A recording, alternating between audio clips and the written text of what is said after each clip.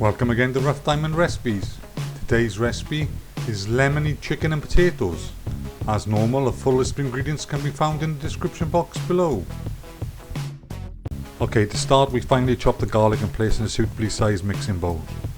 I tell you, my wife's knife skills sometimes leave a lot to be desired. I'm sure she's going to wake up with a couple of fingers missing one day.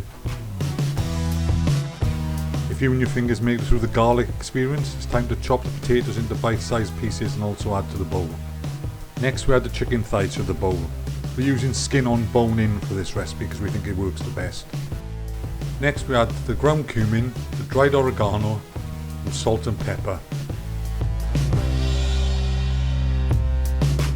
Follow this with half a cup of olive oil. And then lastly the juice of 1 lemon.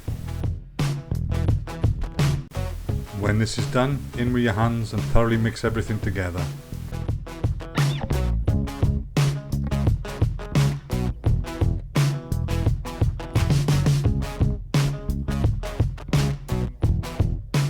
Then place all the ingredients into a suitably sized oven-proof dish.